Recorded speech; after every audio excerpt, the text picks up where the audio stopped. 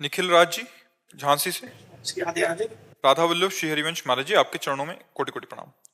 महाराज जी, भारत देश में आप ऐसे संत हैं जिनको हर धर्म और वर्ग का व्यक्ति सुनना पसंद करता है। कई लोगों को आपका नाम नहीं पता तो लेकिन वे आपको पीले वस्त्र वाले महाराज जी, किडनी फेल वाले महाराज जी कहकर पहचानते हैं और आपकी तारीफ करते हैं। वो कहते हैं कि वे आपको सुनते हैं। प्रश्न पूछने तो सभी आते हैं और प्रश्नों का सिलसिला कभी खत्म भी नहीं होगा। प्रश्न पूछना तो भक्तों का एक बहाना है। हकीकत में है कि वो आपके साथ बैठने का एक गर्व महसूस करते हैं। मैं भी गर्व महसूस करता हूं। जैसे कोई बालक ये कहता है कि वो मेरे पिता हैं, उनका मैं सुपुत्र हूं, वो मेरे भाई हैं, उनका मैं भाई हूं। ठीक वैसे ही मैं दुनिया को बताता हूं कि महाराज जी मेरे गुरु जी हैं, तब लोग का दृष्टिकोण एक अलग हो जाता है और एक सम्मानजनक दृष्टि से देखते हैं। लोग और अधिक सम्मान देने लगते हैं जब उन्हें पता लगता है कि ये व्यक्ति महाराज जी से जुड़ा हुआ है। मैं बताना चाहता हूं कि मैं आपके नाम का बहुत लाभ उठाता हूं। क्या ये गलत है या सही? नहीं, लाभ भागवतिक उठाना तो सौभाग्य का विषय है। अभी हो कि आप इसे पैसा कमा रहे हो तो बात निषेधात्मक हो, है ना। वो निषेधात्मक नहीं, भागवतिक है ना। तो लाभ सही पूछो तो संतों का जीवन दूसरों के लाभ के लिए ही होता है, स्वयं का कुछ नहीं है। जैसे गंगा जी प्रवाहित स्वयं के लिए नहीं है, जगत मंगल के लिए है। ऐसे मुद मंगल में संत समाजू, जो जग जंगम तीर्थ राजू। चलते फिरते तीर्थराज प्रयाग की उपमा गोस्वामी तुलसीदास जी ने संतों से दी है। वैसे तो संत नहीं है, उनके चरणों के दास हैं, पर मार्ग तो वही है संतों का। तो हमारा जीवन सर्व लाभ के लिए, सबके लिए है। वो लाभ दूषित भाव से न लिया जाए।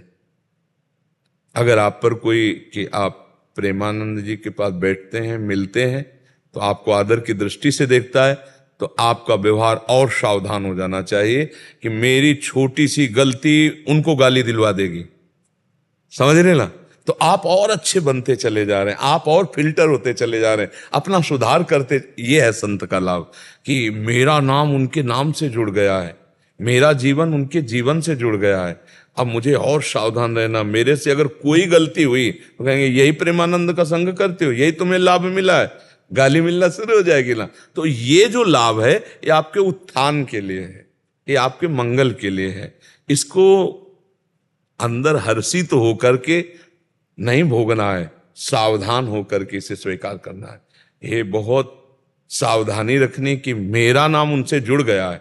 कहीं कोई ऐसी त्रुटि, कहीं कोई ऐसी हमारी चेष्टा जो हमारे गुरु को या हमारे संत को गाली पहुंचा दे, ये तुम्हारा इतना भी ज्ञान तुम्हें नहीं हुआ, तुम उनके हो, समझ रहे ना आपके। अब आपको प्रेमानंद जी के हो, इसके बाद कोई गंदे आचरण करते हैं मिले तो आपको खुद मन शर्म में रहे कि मैं नहीं ऐसा कर। ये आपका उत्थान संबंध क्या कर रहा है? उत्थान करवा रहा है। जैसे रज जमीन में है मिट्टी, लेकिन वायु के संबंध से वो आकाश को चूम लेती है।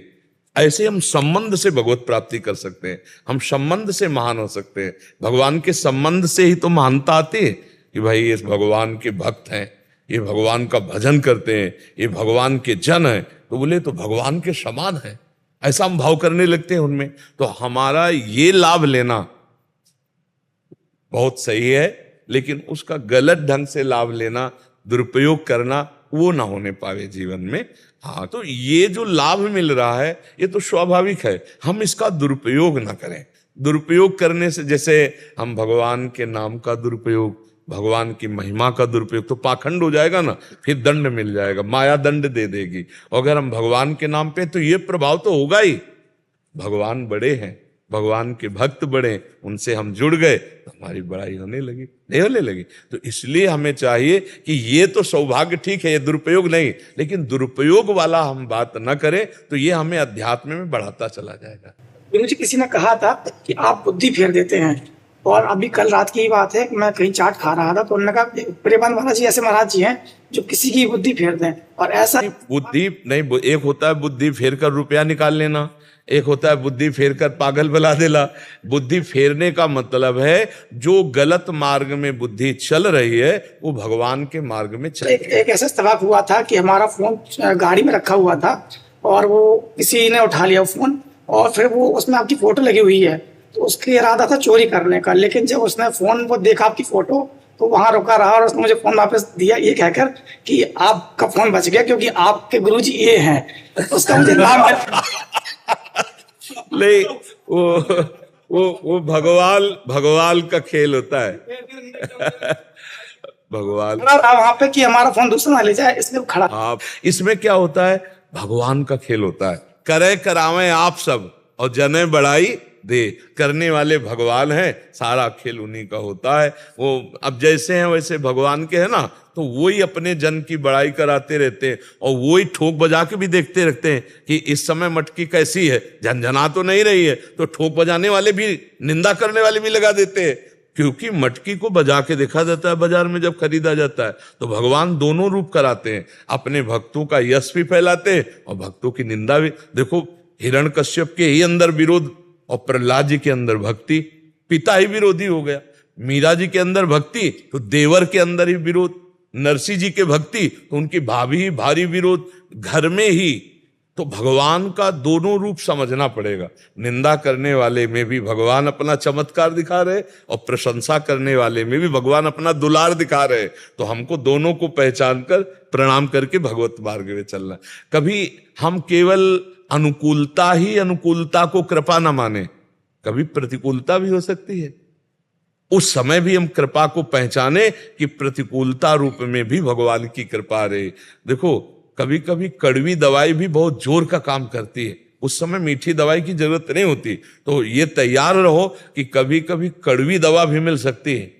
जैसे तुम्हारी 4 लोग प्रशंसा कर रहे थे इस बात से, ऐसे एक रूप में भगवान तुम्हारी परीक्षा के लिए अब तुम्हें हृदय को बहुत शांत रखते हुए ये भगवान का ही प्रेरित आया है, मुझे गुस्सा नहीं करना, मुझे अपनी निष्ठा नहीं तोड़नी, मुझे अपने भाव से चल। परमार्थ में 2 बातें समझनी है कि निंदा और स्तुति दोनों में मुझे सम रहना है, मान और अपमान दोनों में सम रहना है, अनुकूल और प्रतिकूल दोनों में सम रहना है, तो हम आगे बढ़ पाएंगे, नहीं टूट जाएंगे। अच्छा ही मिलता रहे ऐसा नहीं आया। सुबह राज तिलक होने वाला है चक्रवर्ती सम्राट पद पे भगवान श्री राम जी का, और शाम के ही 14 वर्ष का वनवास, तापस वेश, विशेष उदासी, 14 वर्ष राम बन। भगवान की मुस्कुराहट में फर्क नहीं पड़ा।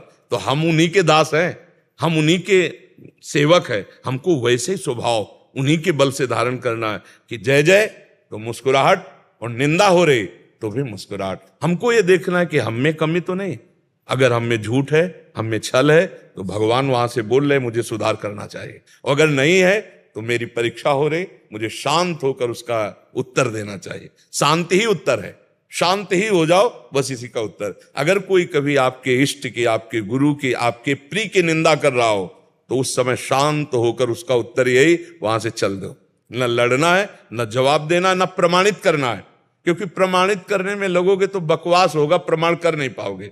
संसार है मौन, शांत, चुप निकल गए, तब आप सच्चे भक्त बन पाओगे। केवल ये प्रशंसा ही नहीं है, निंदा भी है। भगवान की 100 भक्ति करने वाले हैं तो एक है जो गाली भी देने वाला है, इस सृष्टि में है, इसी सृष्टि में है। ऐसे ही 100 प्रशंसा वाले हैं तो 4 निंदा वाले भी हैं। तो अभी मान लो निंदा वाले ना मिले हों आपको और कहीं मिल जाएं, फिर आपकी श्रद्धा, आपकी निष्ठा, आपकी मुस्कुराहट तीनों बराबर बरकरार रख लिए, तभी आप सच्चा सत्संग किए हो, नहीं तो फिर टूट जाओगे, नहीं टूट जाओगे।